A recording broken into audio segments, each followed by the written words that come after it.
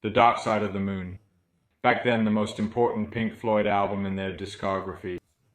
I really didn't even want to allow myself to review this album, but it's also true that today is March 1st, 2023, so this album came out exactly 50 years ago.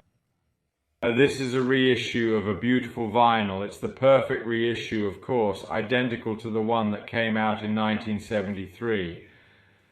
I found the original too, but if you find it on the market, the price is 1,200 to 1,300 euros. So I opted for the excellent reissue of a few years ago, the last current one, both from a musical point of view and from a content point of view. What is the Dark Side of the Moon? It's not talking so much about astrology or astronomy, of course, as this album by David Gilmour, by Roger Waters, above all, is about the dark side of being human. This is the theme of the main album. In 1968, Syd Barrett had left Pink Floyd, of course, because of his mental problems. So this album discusses the dark side of humanity that we all possess, aspects of alienation, the passage of time as seen in tracks like Time, and our relationship with money. For example, Money, the most notable single from The Dark Side of the Moon, among other themes, even ethnocentrism.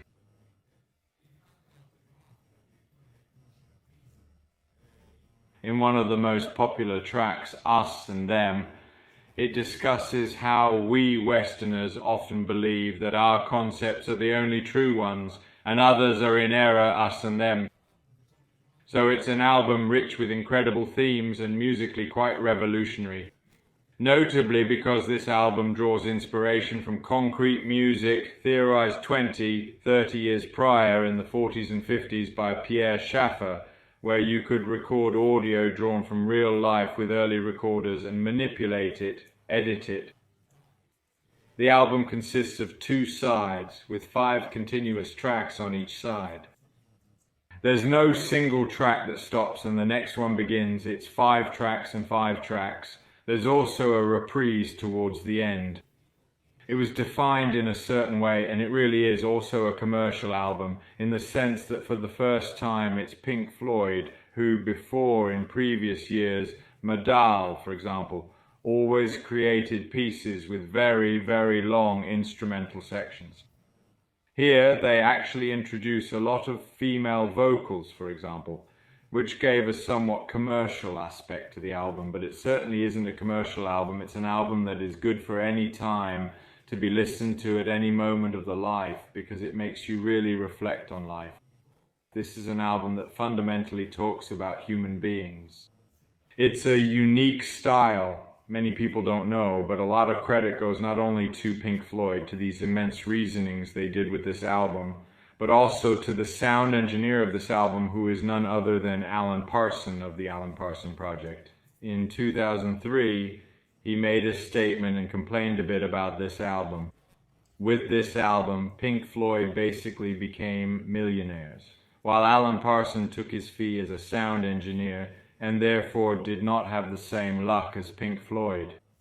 This is a bit of behind-the-scenes gossip about this extraordinary work, a work to feel every day of one's life. Alan Parsons' albums, including works like I, Robot, Ammonia Avenue and Gaudi, are masterpieces on par with Pink Floyd. In my opinion, in some ways, they're even better. I've always loved Alan Parsons. The cover is quite famous.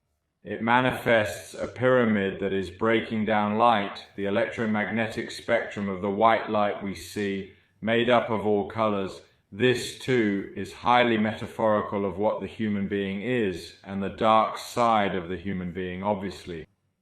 One could talk for hours about such an album, analyzing all the tracks.